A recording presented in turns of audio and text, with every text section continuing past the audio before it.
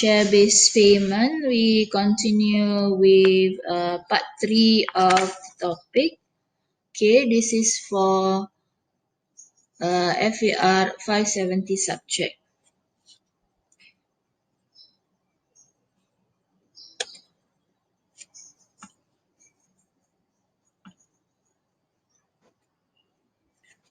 Okay, since it continues from our previous share-based payment topic, I just maintained several slides at the beginning to make the continuation and for everybody to easily refer to during the lecture.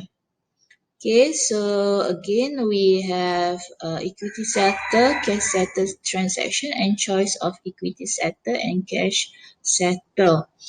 Okay, this is just to refresh back what is share-based payment for your reference. Okay, share-based payment simply mean the payment of goods and services are made by either issuing equity instrument of the entity or that of members in a group or making cash payment based on the price of entity shares. So in the previous part 2, we come across a lot of exercises with regards to payments for goods. Okay, now we're going to look at in part 3 when we have transaction related to employees is more on payment for services. So why do we have a share-based payment to employees? Among the reason is to retain staff and encourage employees to be committed to higher performance, to encourage the directors and staff to pay more attention to increase shareholder value. Okay, because if the employees are offered a shares at the end of their service or after a certain period of their service, they would want to work harder so that the share price will be higher. Okay, so that is the motivation of providing share-based payment to employees.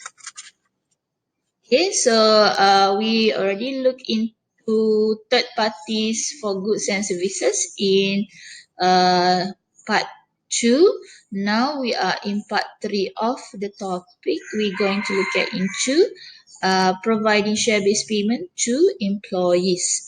Okay, there is certain terminologies that is important in looking at share-based payment to employees. Okay, the terminology that you need to understand. The first one is grant date. So what is grant date? Okay, the question may ask you what is the grant date? You need to know the grant date in order to do the accounting treatment. So what is grant date? Grant date is the date when the entity and the counterparty agree to the share-based payment and the entity confer on the counterparty the right to the equity instrument of the entity, cash or other asset, provided the vesting conditions are met. Okay, under MFRS 2, vest means to become an entitlement. Okay, so you need to understand what is meant by grant date. Grant date is the date when the company and in this case the employer agree to the share-based payment. Okay, so that is the thing that you need to be clear what is meant by the grant date. Second term will be vesting period. Okay, what is vesting period? Okay, vesting period is the period during which the specified vesting conditions are satisfied. Okay, if you look at in the terms, we have that period. Period means a duration, right? A certain duration of time. Okay, for example, maybe year, 3 years. So that is involving period of time which involve certain duration of time. It can be a specified time such as when the employee has fulfilled the terms stipulated, such as period of service or performance level. So we have vesting period, the duration, okay, for the condition to be satisfied. The next one is vesting condition. Vesting condition are the condition that the counterparty has to fulfill in order to receive the share-based payment. Okay, the share-based payment. This include completing a specified period of service or achieve a specified performance level. Okay, so when you read a situation, you need to be able to identify when is the grant date, what is the vesting period, and what is the vesting condition. Okay, because for example, if the employees manage to fulfill the vesting period, barulah dia dapat entitlement to the share-based payment. Ataupun when the employees be able to fulfill the vesting condition, then they have the entitlement for the share-based payment. Okay, so this is just to recall back the three type of share-based payment: equity settle, cash settle, choice of equity settle of cash settle. So for these three type is the same either for the third party transaction or the transaction with employees. Okay, for both transaction memang ada tiga-tiga type. Okay. So for this topic, part 3, we're going to look at into transaction with employees. Okay. In part 1, we look at into theory of share-based payment. In part 2, we look at the transaction with third parties or non-employees. Then now we're going to continue with share-based payment part 3, looking into transaction with employees. Okay, so you need to find the grant date. Okay, the terminologies you need to be clear on the terminologies, because if you fail to understand the terminology mentioned earlier, what will happen? You will possibly provide the wrong information or the wrong figures.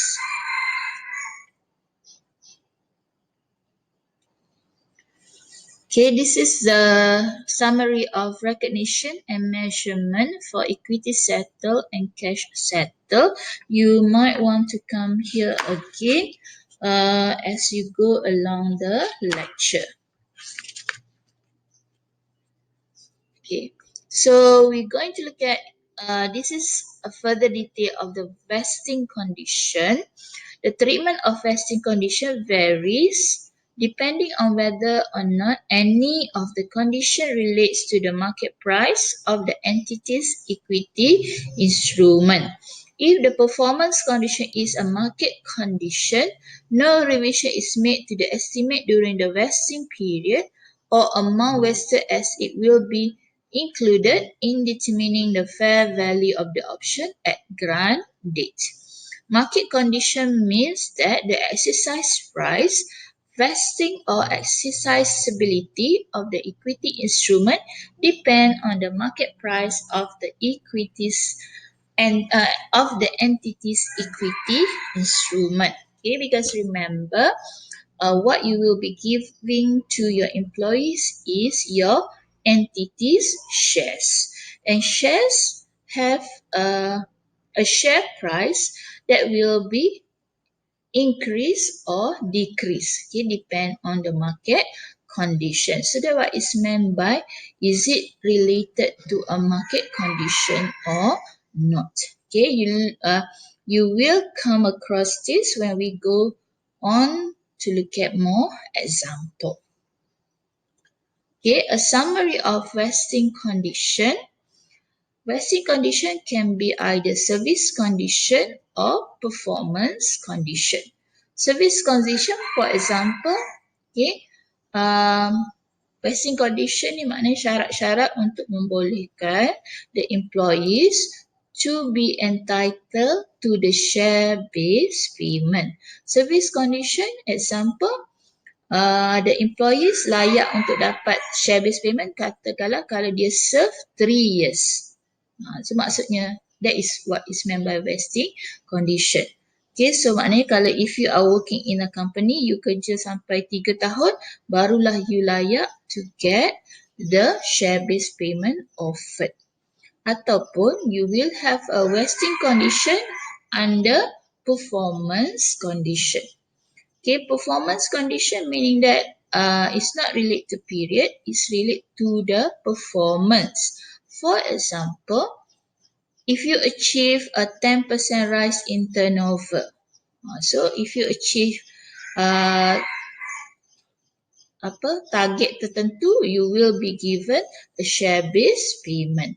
Okay, ataupun bila you kerja dan the share price increase kepada price yang tertentu, you are entitled to the share-based payment. So if it's performance condition, dia tak ada kaitan dengan period. Mungkin bila you masuk kerja setahun, you dah achieve performance condition ni, maka you dapatlah share-based payment tu. Okay, so for performance condition, dia ada dua pula, non-market condition and the other one is market condition. Non-market condition indicate that tak kira lah harga berapa share tu, dia berdasarkan kepada you punya performance yang tak ada kaitan dengan share price. Okay, ataupun market condition where example, to achieve 20% rise in the entity's share price. So you perform for the company until the company is good enough and reach certain level of the share price. Macam tu maksudnya market condition. So non-market condition and market condition will give effect to the estimate of the fair value of equity instrument granted. Meaning that when the employees are entitled to the share-based payment, kita nak bagi dia pada nilai berapa. Kalau non-market condition, then it do not affect the estimate of the fair value of equity instrument granted. Okay, tapi if it's involve market condition, then it will affect the estimate of the fair value of the equity instrument granted. Okay. We look at into several examples, starting with a very simple example to assist your understanding. Okay, we look at example 1 where we have no consideration. No consideration meaning that kita akan terus bagi dia share-based payment tanpa vesting condition and also vesting period. Okay. As at 31st December 2018, an entity grant 100 shares to 50 employees. The employees are entitled to the share immediately. That what is meant by no consideration. Okay, the employees are entitled to the share immediately with no consideration to be paid. However, the share will only issue on 1st of February 2019. On the grant date, the market value of the share is 4 ringgit. So show the journal entry for 31st December 2018 and on 1st February 2019. Okay. So when we talk about share-based payment, there is element of expenses and also the equity element. Expenses maknanya dia adalah cost kepada company to pay to the employees. Okay, dia adalah expenses yang ditanggung oleh company when they make this type of payment. Okay, so the grant date is 31st December 2018. Okay, so for Expenses amount that the company will incur is 20,000 coming from 100 shares for each 50 employees at a fair value of 4 ringgit. Okay, so total expenses is 20,000 and equity is also 20,000. Ini bukan dia punya journal entry, this is working. Okay, to show what is total expenses involved, and it gives rise to potential equity of 20,000 as well. So journal entry will be 31st December, debit employees benefit expenses 20 million. And we have credit share based payment reserve. So kita gunakan reserve dulu. Why? Because kita belum bagi lagi kepada employee. So we keep it still in your equity, but it is in your reserve.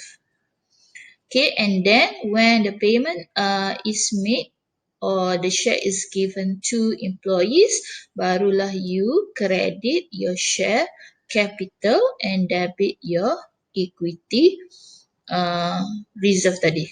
Okay, so this part is very much the same as your transaction to non-employees. Okay, so that is simple. Sebab apa? Sebab you bagi offer, you terus bagi dalam masa yang singkat. Dia tak perlu memenuhi vesting condition ataupun dia tak perlu memenuhi vesting period tertentu. Okay, next we look at example 2, a situation where we have service vesting condition. Okay, vesting condition kan ada dua, service condition dengan performance condition. Example 2 refer to service condition. Okay, look at the scenario given. As at 31st December 2018, an entity grant 100 shares to employees. Okay, sama macam example 1. The employees are required to be under the employment of the entity for 2 years from the grant date. Maknanya kalau employees tu kerja setahun sahaja, maka dia tak akan dapat the 100 shares. Okay, the share will be issued to the employees on 1st January 2021. Maknanya at the end of 2 years. It is highly probable that all the employees will remain with the entity until the vesting date. Okay. On the grant date, the market value of the share is 4 ringgit. Year end is 31st December. So what is required from you, you need to calculate the amount recognized as expenses for the year ended 31st December 2019 and 31st December 2020. Okay. So this is, we'll go to your SOPL. Calculate the amount disclosed as equity in your statement of financial position or the one that you show in your share statement of change first. As at 31st December 2019 and 2020, and show the journal entries for the above, for the related years above. So to assist you in narrow it down, what you're supposed to do to guide you for the accounting treatment, first, when you read a scenario, you identify what is the grant date. Okay, the grant date adalah tarikh bila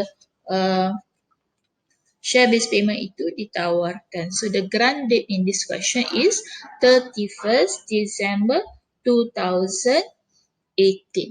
Okay, sebab dia kata as at 31st December 2018, entity grant 100 shares to 50 employees. Okay.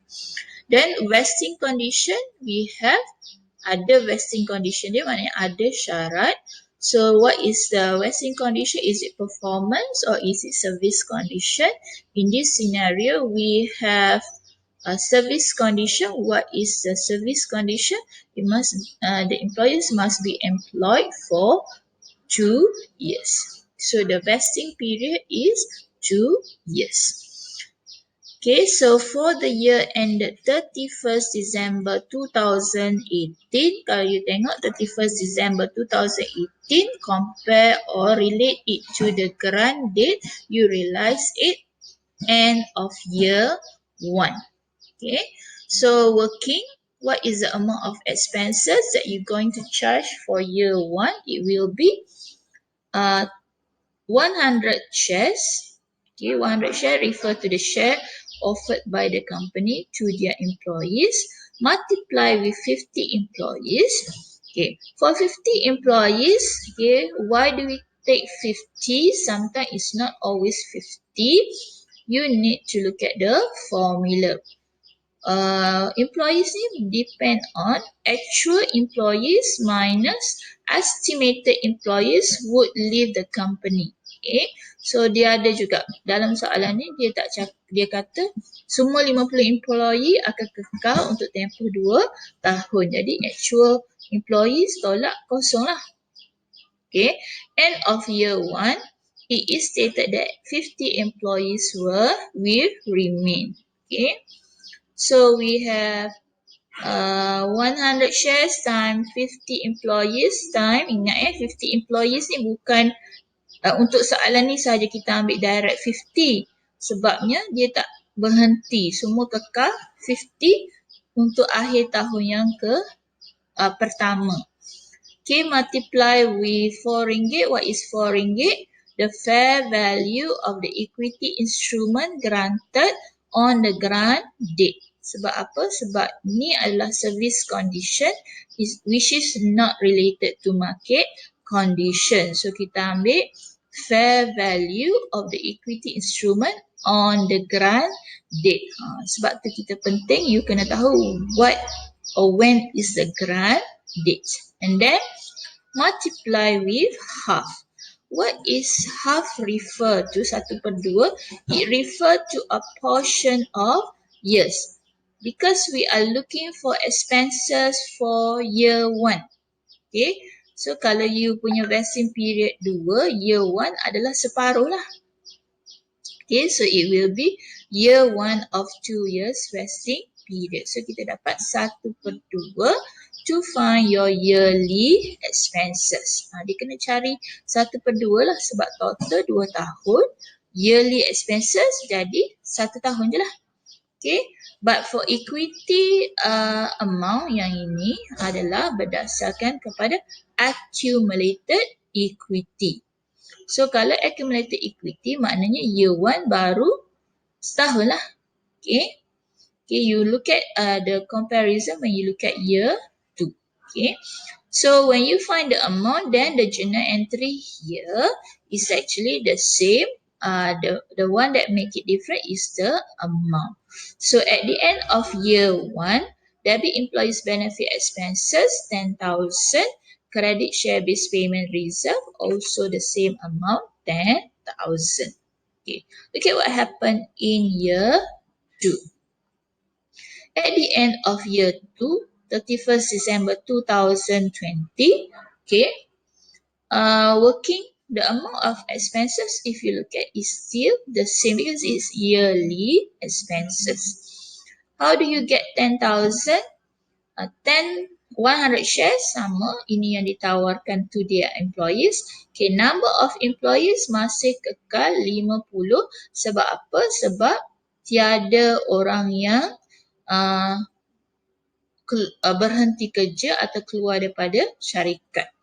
Or the thing that you need to remember about employees, bila tahun akhir last sekali, you must make sure that the number of employees is referred to actual number of employees actually remain. Okay, because you kena ingat dia vesting period dia kan lama. Mungkin masa mula-mula start kerja kita tawarkan kepada 50. Tapi mungkin after year 1 ada pekerja yang berhenti. After year 2 ada lagi yang berhenti. Okay, so untuk tahun sebelum tahun akhir, you cuma guna actual minus estimate dulu. Okay, untuk tahun-tahun year 1 dalamnya ni, year 1 kita cuma guna actual ataupun offered employee dia minus estimate. Tapi bila tiba tahun yang last, you kena kira betul-betul berapa sebenarnya employees yang tinggal. Okay, maknanya total employee yang kita tawarkan tolak dengan berapa yang berhenti. Okay, dalam kes ni dia masih kekal 50 because tak ada yang berhenti. Okay, so next masih kekal 4 and then untuk since this is second year, you apportion year untuk dapatkan yearly, it will be satu lah. Year 2 of 2 years vesting condition. Sebab tu kita darab 2/2 ataupun dia dah complete. However, kalau for expenses, since it is yearly expenses, the proportion for year 2 is masih separuh. Okay, sebab tu kita kena minus the 10,000 in order to find yearly expenses. Okay, so yang ini tolak 10,000 ni adalah untuk yang expenses lah.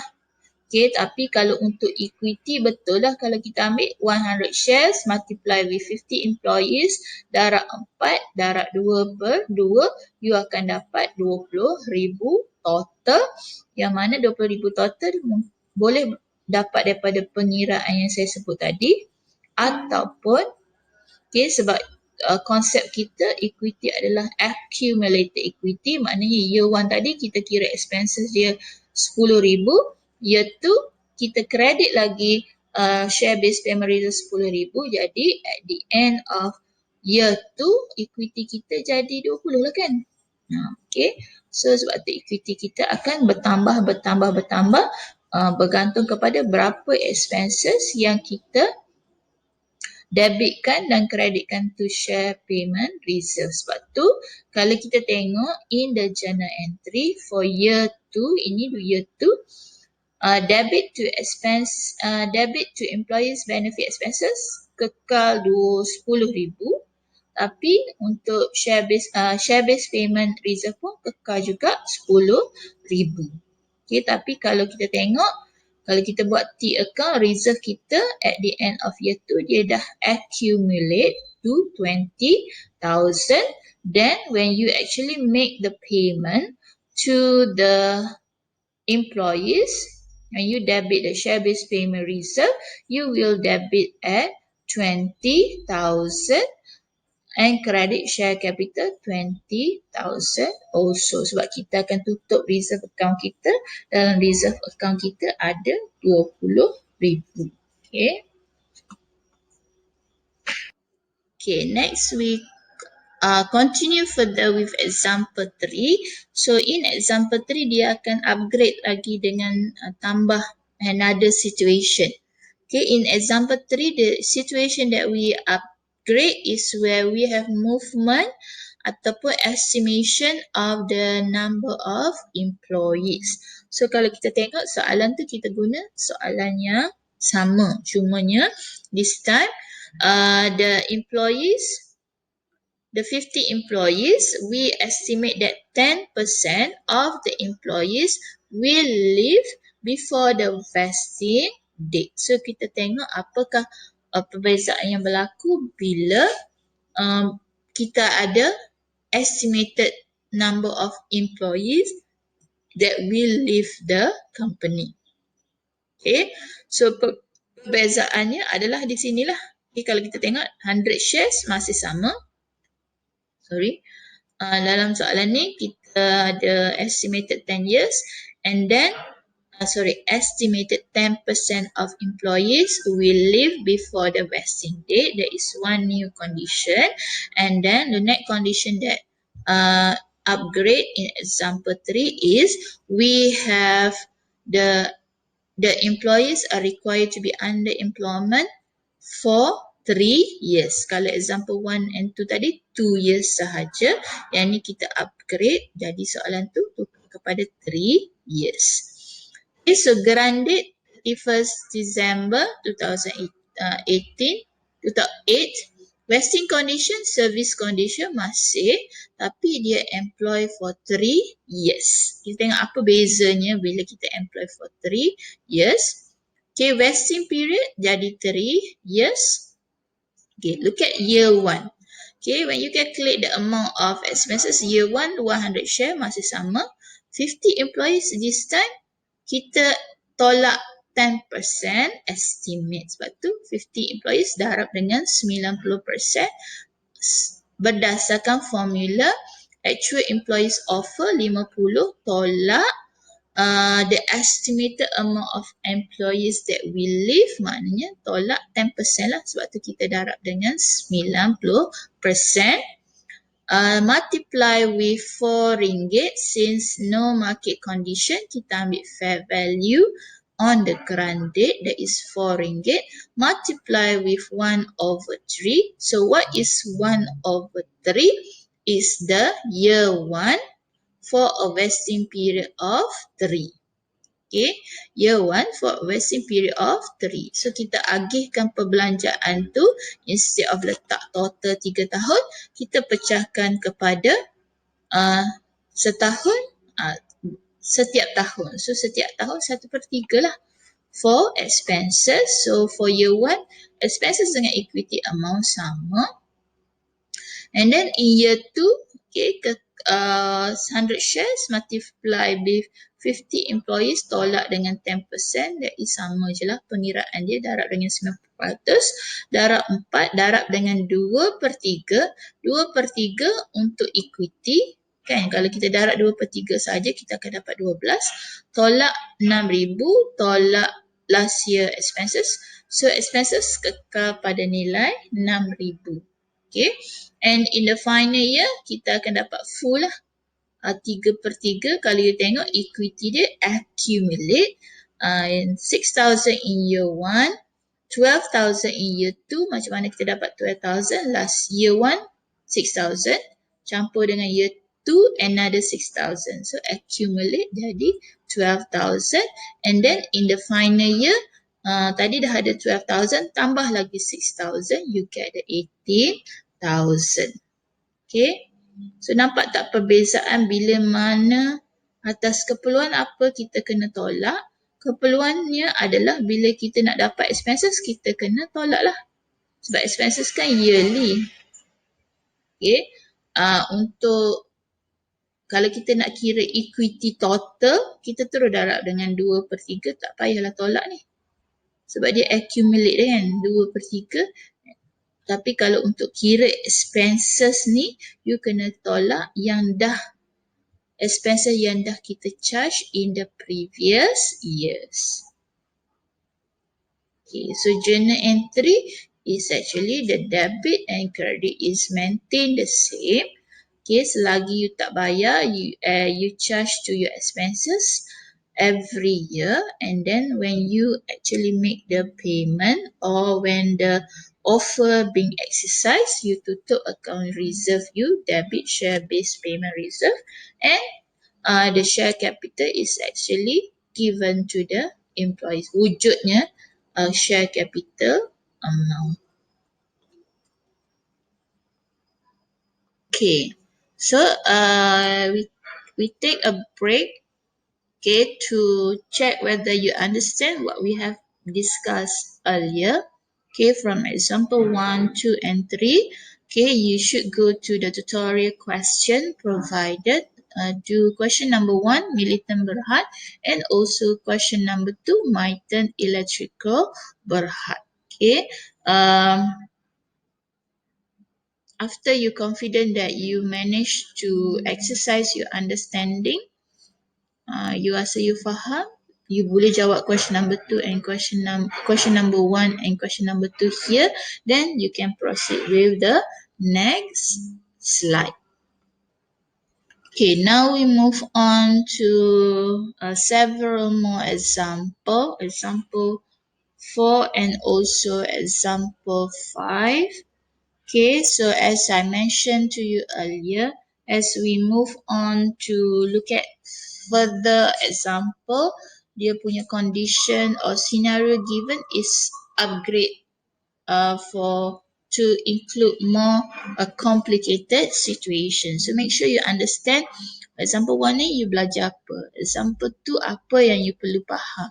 Example 3 apa bezanya dengan example 2 and so on. So in example 4, we give you a situation where vesting condition is non-market condition. But if you read the question, the scenario given is more. We have a performance condition. Okay, let's go through the exercise. Example, in January 2011, an entity granted 50 employees in the sales department an option to buy 100 shares each. The fair value of the option is 4 ringgit.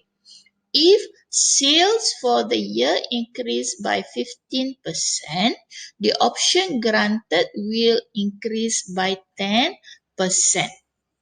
And if the sales increase by 25%, the option granted will increase by 15%. Okay, the option granted will increase by 10%. Maksudnya apa? Tawaran asal kita tawar 100 shares. Tapi kalau sales dia meningkat by 15%, okay, kita akan tawar dia lebih daripada 100 shares lah. Kita akan tawar dia another plus 100 shares plus 10%. Kalau sales yang meningkat dengan 25%, maka tawaran juga meningkat, iaitu kita akan tawar dia 100 shares plus 15%. Maknanya lebih daripada 100 share lah dia akan dapat. Okay, the vesting period is 3 years and the entity estimate that 10% of the employees will leave before the end of the vesting period. So you have a scenario where the vesting condition dia ada dua. Satu, service condition, and also we have vesting condition. So bukan service condition. Dia ada juga period, vesting period is 3 years. Maknanya tawaran ni valid untuk tempoh 3 tahun. In the year 2018, maknanya year 1, the sales of the year are 10% higher than the previous year's sales. And 3 employees leave the sales department. In year 2012, the entity estimate that sale will increase by 20% and only 45 employees will remain in the sales department at the end of the vesting period. Sales for the year 2013, last kali kan tahun akhir, are 26% higher than 2012. Sales, another 3 employees leave the department. Okay, determine the employees' benefit, expenses and share-based payment reserve for year 2011, 12 and also 13. So, kita tengok grant date dia January 2011. Okay, vesting condition. Okay, vesting condition dia performance condition. Service, actually, okay, we look at the solution for example 4, grant date January 11, vesting condition, performance condition, non-market condition sebab dia bergantung kepada turnover ataupun sales. Vesting period is 3 years. Maknanya offer tu adalah untuk tempoh 3 tahun. Okay, look at year 1. Okay, if we apply the same process in finding the expenses and equity, at the end of year 1, we offer 100 shares. So 100 multiply with 50 employees. Okay, multiply with 90%. Why 90%? Because the vesting period is 3 years and the entity estimate that 10% of the employees will leave before the end of the vesting period. So same as example 3, we multiply it with 90% because it's 10%. Minus 10% that we leave, multiply with 4, that is a fair value of the equity. Okay, then we multiply it 1/3 because uh, it is for a first year. Okay, however, we do not have a performance condition. Okay, kita tak give any performance condition because in year 2011, the sale for the year are 10% higher. So when 10% higher, dia tak memenuhi performance vesting condition. Sebab kalau dia dapat sales 15% higher, barulah dia dapat option will be increased by 10%.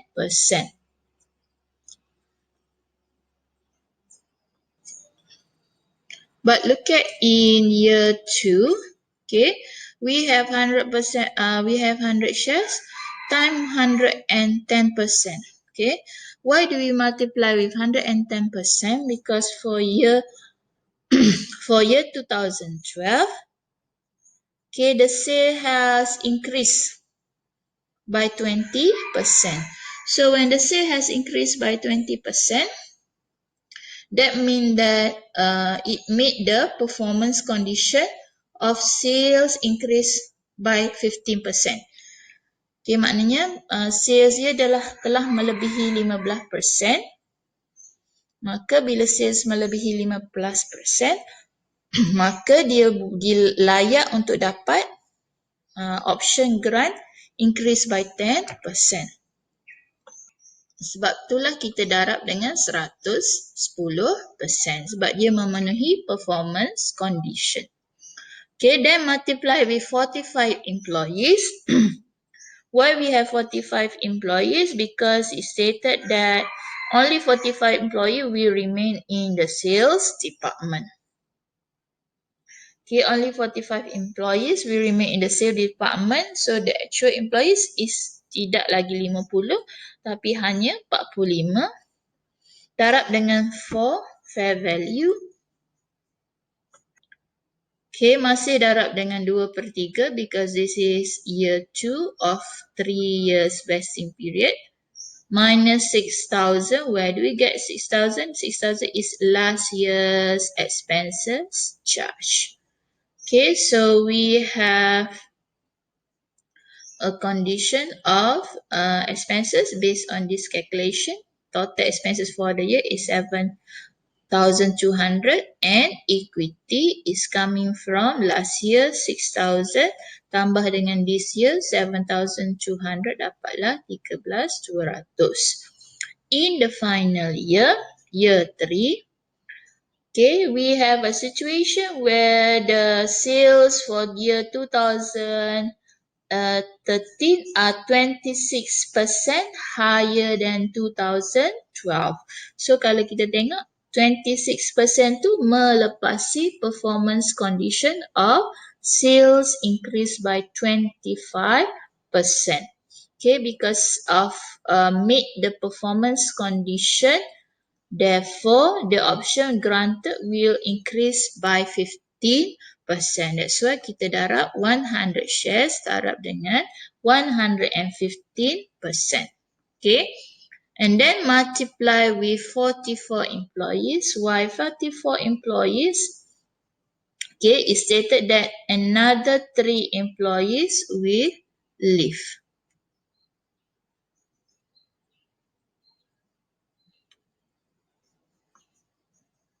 Okay.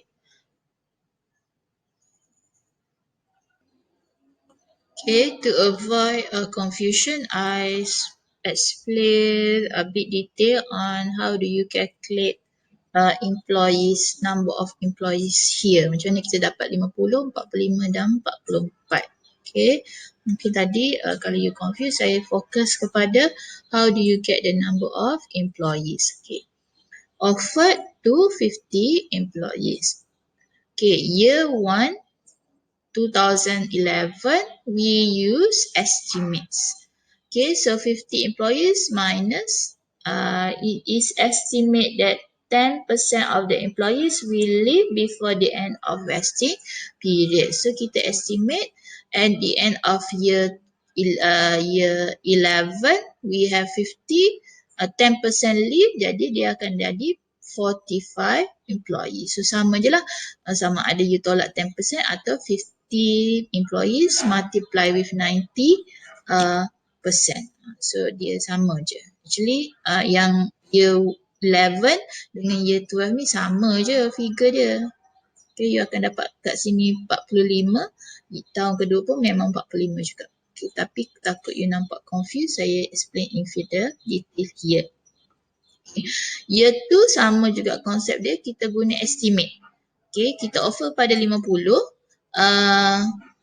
kita tolak 10% iaitu kita akan dapat 45,000 walaupun dalam year 11 tu the question said that 3 employees leave the sales department. So yang tu kita biar dulu, kita guna estimate sahaja. Okay. Sehinggalah pada tahun akhir, last of final year, barulah kita kira actual employees remain. Okay, faham tak? Kalau tengok dalam soalan, dia dah cakap kat situ, at the end of year 3, 3 employees leave. Tapi kita abaikan dulu sebab kita masih kekal pada estimates. Okay. Yang actualnya kita cuma ambil kira pada tahun terakhir. Okay, baru tahun terakhir barulah kita kira berapa sebenarnya employees yang remain. Okay, so at the end of year 2013, that is the final year, kita offer kepada 50, tapi kita nak cari actual kan. Okay, tolak 3. Mana kita dapat 3? Sebab dia cakap 3 left in 2011 and then dia continue to say that another 3 left in 2013. Okay, so the actual sebenar-benar employees yang tinggal pada akhir tahun, akhir vesting period adalah 44 employees. So that's how we get the amount of 44. Faham tak? Sebelum final year, kita kekal dengan estimate. Tapi bila final year, you kena kira betul-betul berapa employees yang sebenar-benarnya masih bekerja dalam syarikat. Calculation of employees, you need to be careful because when you wrongly calculate the number of employees, of course the figures that you will get is also wrong. Okay, so you can ulang-ulang slide saya tadi untuk pemahaman yang lebih jelas. If you still do not understand, don't be shy to ask me further question. Okay, we proceed with example 5. Okay, next we have example 5 where vesting condition is a market condition. In a situation where the option can only be exercised if the share price has increased to 15 ringgit per share by the end of the period. So you can see that the fair value of the option is determined at 6 ringgit after taking into consideration the potential increase of share price to 15 ringgit. Okay, it's highly probable that all the employees will remain with the entity until the vesting date. Okay, determine the employees' benefit expenses and share-based payment reserve for the year. Okay, so if you look at this scenario, it stated that the option can only be exercised if the share price increased to 50 ringgit per shares at the end of the period. However, in the scenario given, the price, it's not stated whether the price is not stated that the price has increased up to 15 ringgit per share. Maknanya dia tak bagilah, the employees are not entitled to share-based payment. So you cuma tahu at the end of year 3, but the process is still the same as the previous example where we take the fair value of the equity instrument. Okay, cumanya at the end of year 3 dia tak dapat dah share-based payment tu sebabnya dia tak mencapai the vesting performance condition. Okay, So post vesting period, after vesting date, the entity is not to make any adjustment to the goods or services received or corresponding increase in equity. Even if the option are not exercised, no adjustment are made to total equity. Total equity, entity can transfer to share-based payment reserve to another component of equity such as retail profit. Okay, so example 6. Maksudnya bila sampai masa tak ada orang exercise the share based payment, because share based payment dia adalah tawaran to the employees to purchase the shares that they are entitled to. So if they do not exercise their right, what will happen during the 2 years vesting period? Okay, first year kita masih, sebab masa year 1, year 2 kita tak tahu dia dah capai tak dia punya vesting condition tu. So kita just record, allocate the amount of expenses and allocate the amount to the share reserve as well for year 1, year 2. And after the vesting period, maknanya sampai habis vesting period tu tak ada employees yang exercise ataupun no, the employers does not meet the criteria to be entitled to the share-based payment. What the company should do is, tak perlu simpan dah lah share option reserve ni. You debit, tutup share option ataupun share-based payment reserve, tutup, debit share-based payment reserve, transfer kepada retain earning. Okay, kita tak transfer ataupun kita tak credit share capital sebabnya tak ada employees yang take the option ataupun tiada employees yang layak to entitled to the share based payment. Okay, maksudnya equity dia masih, total equity masih kekal sama, cuma dia berpindah daripada share based payment reserve kepada retained earning. Okay, so this is along the process, you may come across also where the fair value is not available. Dalam example given, the fair value is provided. Okay, tapi ada juga situation where the fair value cannot be determined, because we know that fair value adalah based on market value. Tapi kalau benda tu satu, mungkin you tak jumpa dia punya fair value ataupun the uniqueness. Okay, saham kan unik. So if that is the case, then you can use the intrinsic value. Intrinsic value is a share price minus exercise price. You can refer to this example in the tutorial question given. There is one tutorial question that require you to apply intrinsic value. So you may want to come back here to see how you can use this example to assist you in answering the tutorial question. Okay, so with that, that will be end of part 3. We have one more part 4. Okay, because this topic is quite technical, I need to prepare the lecture into several parts to provide ease of understanding when you go through the video. Okay, with that, you should look into the tutorial question to check your understanding of the topic. So till next time, bye bye. Thank you.